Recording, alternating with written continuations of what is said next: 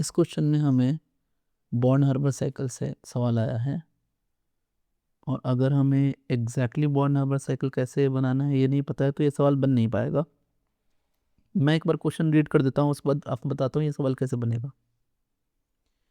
If the enthalpy of solution of lithium is 155 kilojoule mole inverse, enthalpy of dissociation of F2 is 150 kilojoule per mole inverse, ionization energy of lithium is 520 kilojoule mole inverse, and electron gain enthalpy of fluorine is minus 313 kilojoule mole inverse, and standard enthalpy of formation of LiF solid is 594 kilojoule mole inverse. The magnitude of the lattice enthalpy of lithium fluoride is in kilojoule mole inverse. Nearest integer बताना है।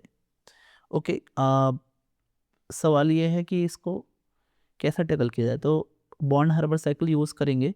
And born harbour cycle कैसे होता है उसको मैं थोड़ा आपको बताता हूँ। सबसे पहले क्या करेंगे कि हम फॉर्मेशन रिएक्शन लिखेंगे। लिथियम जो कि सॉलिड फॉर्म में है उसकी रिएक्शन होगी F2 गैस के साथ, जिससे ये बनकर आएगा LiF सॉलिड, और इसमें जितने भी इंथैल्पी का खर्च होगा उसी को बोलते हैं formation enthalpy of LiF solid. ठीक है, अब समझिए कि लिथियम जो है ना उसको अगर हम थोड़ा सा गर्म करें और हम इसको सबलाइम करें तो सब्लिमेशन के लिए जो एनर्जी लगेगी वो लगेगी डेल्टा एच सब्लिमेशन, और सबलाइम होने के बाद ये बन जाएगा लिथियम गैस।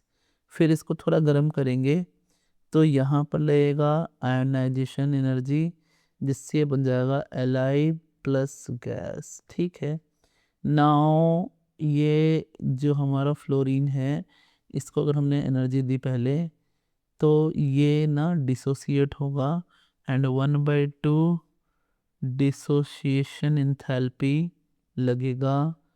फिर ये बन जाएगा F गैस।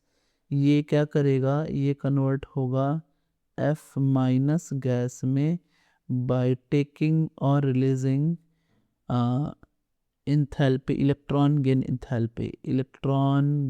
इंथैल्पी रिलीज करेगा।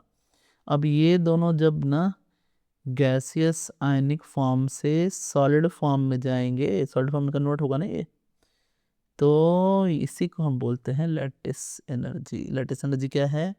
When constituents ions, gaseous ions convert into ionic solid, the energy released is called lattice energy। ठीक है, अब यहाँ पर देखिए कि होता क्या है ना कि हमने ना इस वन स्टेप में इसको यहाँ कन्वर्ट किया, तो जब वन स्टेप में हमने इसको यहाँ कन्वर्ट किया तो ये एक स्टेप में कन्वर्ट हो ये वाला, और उसके लिए एंथैल्पी ये हुई। फिर हमने ना मल्टीपल स्टेप में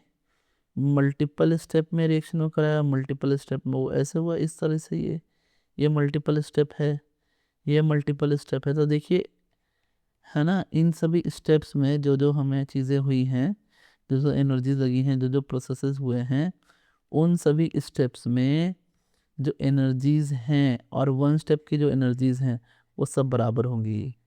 है ना, ये हेंस लॉ को फॉलो करता है और ये हेंस लॉ का एक पर्टिकुलर केस है ना, ये ऐसा हुआ।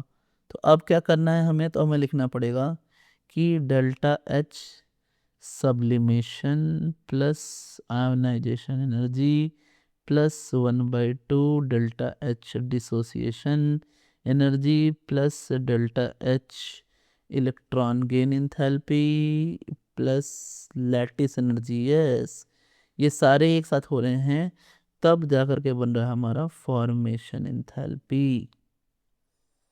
अब समझिए बहुत सारा डेटा दिया ही हुआ है। सब्लिमेशन का डेटा है 155 प्लस IE 520 है प्लस 1/2 डिसोसिएशन एनर्जी 150 है प्लस इलेक्ट्रॉन गेन एंथैल्पी -313 है प्लस लैटिस एनर्जी, और हमें गिवन है formation enthalpy that is 594। Yes, तो जब हम इसको ना सॉल्व करेंगे, आइए सॉल्व करते हैं। जब सॉल्व करेंगे तो हमें लैटिस एनर्जी मिल जाएगी, माइनस में आएगा 1031, हम सिर्फ मॉड रखेंगे 1031 किलो जूल पर मोल। तो ये था हमारा answer, this is our answer, है ना, जो हमने उसको सॉल्व करा, तो है ना। स्टूडेंट्स, अगर आपको ये सॉल्यूशंस अच्छे लग रहे हैं जो भी मैं, है ना, सॉल्यूशन कर रहा हूँ, तो आप क्या करो, अगर आपका कोई डाउट है तो आप पढ़ो लिखो JEE.in पर जाकर आपका अगर कोई डाउट है तो पोस्ट कर सकते हैं। मैं पर्सनली रिव्यू करता हूँ उसको, और मैं उसके सॉल्यूशन को पोस्ट करता हूँ। Thanks, subscribe for more, link in the description.